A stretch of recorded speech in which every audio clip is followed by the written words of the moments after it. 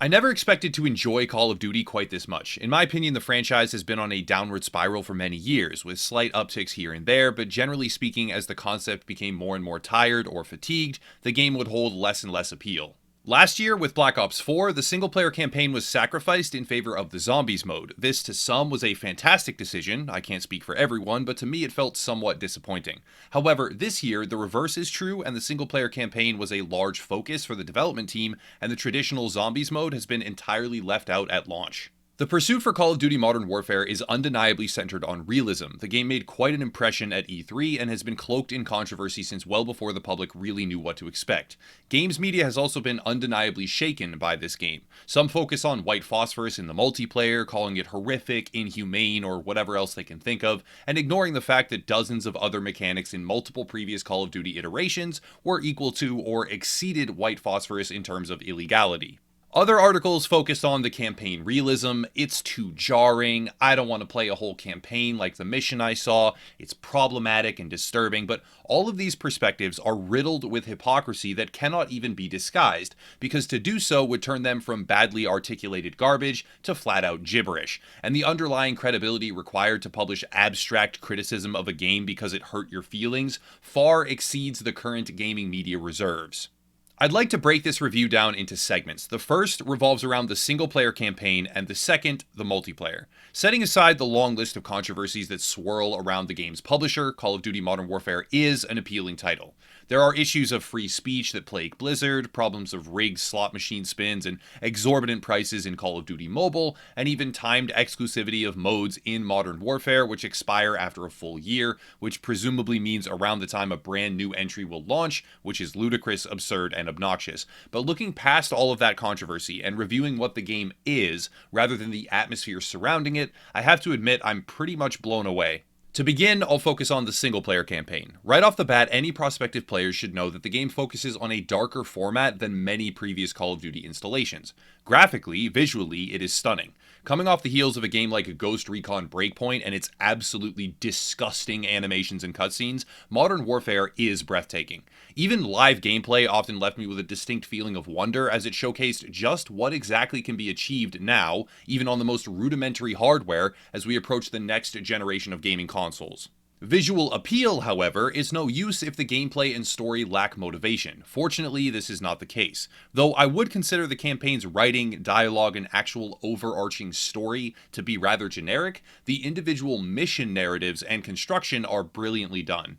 Something to keep in mind is that the campaign in total, even on higher difficulties, is about 5 hours long. This is not a lengthy experience, and on easier selections it will be even shorter. However, Modern Warfare truly has put my opinion to the test because what is there, for the most part, is exceptional, and obviously highly polished. So at what point should I criticize length if it's clear the development team poured their heart and soul into what does exist? The answer is honestly never. I'll be fully transparent here and say flat out that if your only motivational content within the game is the single player narrative, you should wait for a sale, and a really hefty one at that, owing to its length. But I don't see fit to reduce a numerical score or criticize the game solely because of that. Within the series of missions, some clearly stand out as superior. My personal favorites were the breach and clear segments with scripted events that sadly leave the level with a very low amount of replayability, but experiencing them for the first time or the second time is absolutely phenomenal.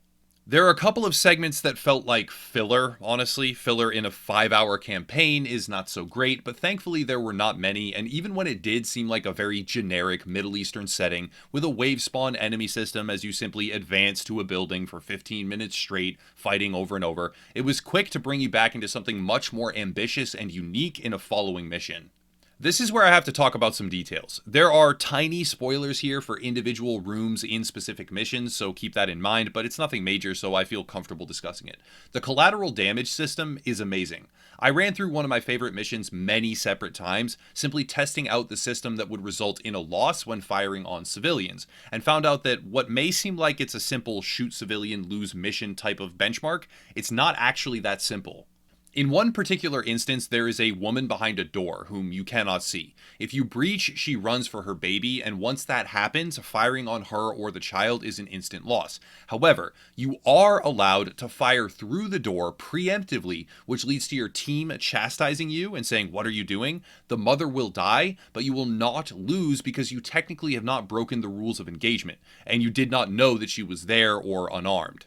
Similarly, in certain instances, civilians will be nebulous as to whether or not they are a threat. If you shoot them during this period without clarity, there will be a score indicator on the mission panel after the campaign is over, but you will not lose outright. The same is true of civilians breaking your firing line, and I can only imagine other instances as well. It seems that when it can be reasonably determined that a character is unarmed or friendly, you will immediately lose for firing at them, but in all other scenarios, you are given decisive freedom.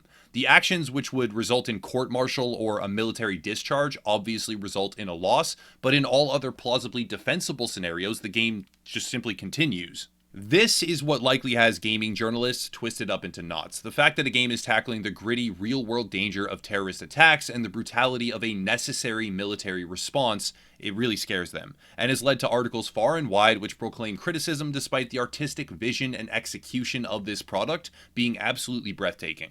It seems to me to be akin to the Joker movie. Media despise that work of art as well, but when considering artwork in general, it must be remembered that it does not have some sort of requirement that mandates positive emotion as a result. I did not enjoy watching the Joker movie. It was depressing, brutal, and thought-provoking. On a subjective personal level, I did not enjoy my time viewing the scenes, but I am fully capable of respecting the artistic vision and recognizing it as a phenomenal production. Similarly, there are a couple of missions which I will not spoil because they are well designed, but it should be abundantly clear upon playing for anyone who chooses to. There are a couple of missions, one in particular within Modern Warfare, that were really uncomfortable. I did not enjoy them in the sense of coming away with a positive sense of emotional gratification, but they made me think and they provoked other emotions that are equally deserving of respect when they are framed within the context of a desire to craft a compelling narrative and campaign.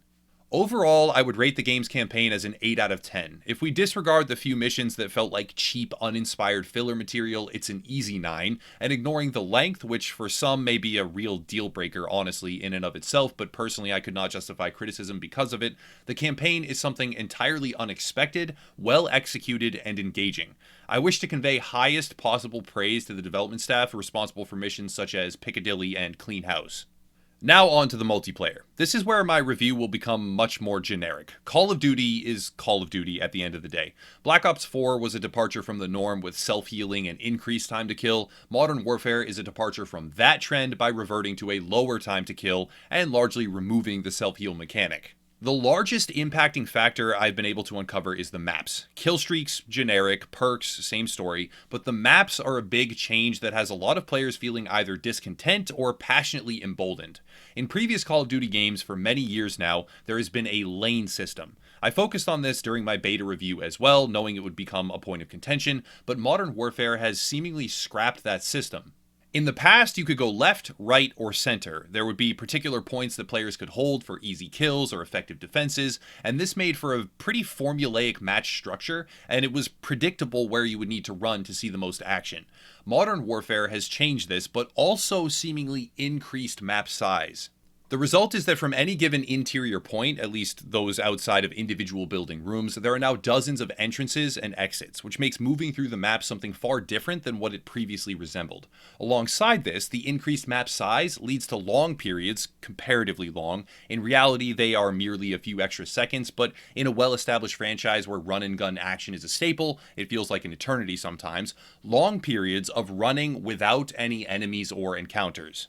This might not be so bad without the added emphasis on camping. Because of the map design and size, players now often pick individual locations and lock them down, and those locations are not immediately accessible as part of a 3-lane structure. So you very often run into a room, get killed from a corner by a camping player, and then spend 45 seconds respawning and running with no action again, only to repeat the process. This is not a gameplay style I can definitively criticize universally, moving slower, clearing rooms. It's something many players might enjoy, but it's such a huge departure from what has been seen in the past and expected within Call of Duty for many years now, it is leading to a somewhat divided player base. This problem is then compounded in certain modes. Ground War is an interesting addition to the game. It is a 32v32 mega map, complete with tanks and other vehicles, but in my own personal opinion, it plays like garbage. The culprit is map size and killstreak availability. There are also other modes such as Headquarters, which are rather fun, seeing as the action gets concentrated around a particular objective,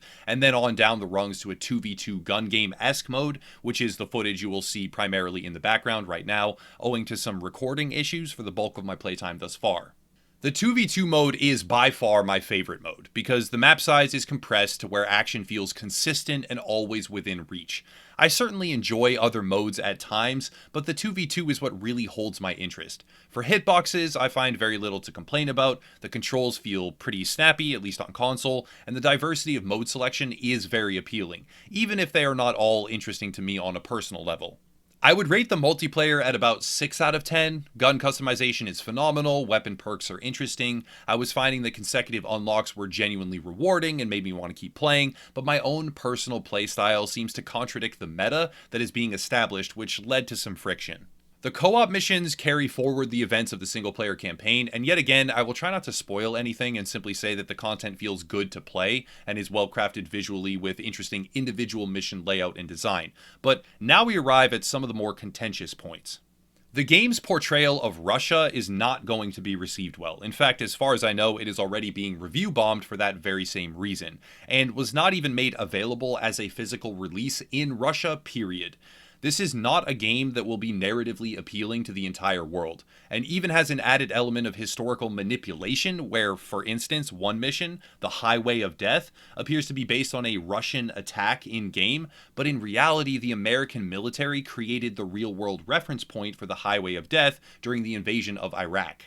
The story, of course, has enemies and bad guys, how could it not? And it also succeeds in making those enemies compelling antagonists, which means whoever is depicted as such is highly unlikely to enjoy that depiction.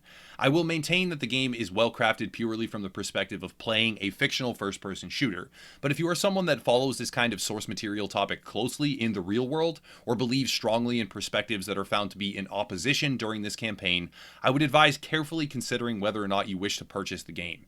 Modern Warfare has a distinctly different atmosphere than previous Call of Duty games. It makes an attempt to return to the roots of what truly popularized the franchise many years ago, and in some areas is largely successful. However, along the way, it has managed to make some enemies, distort an established gameplay norm, and remove an entire mode that had become a staple for many players in the form of the Zombies mode.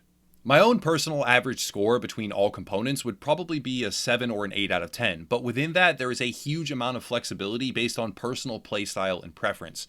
This is a game where one player might consider it to be an offensive piece of trash, which deserves no more than a 3 or a 4, but to others it is exceptional and refreshing so as to earn a 9 or even higher.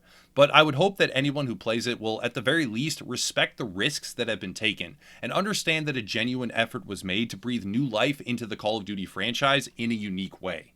That's it for today. I am now working on my Outer Worlds review, but that one might take some more time because Supernova difficulty is making progression somewhat slow.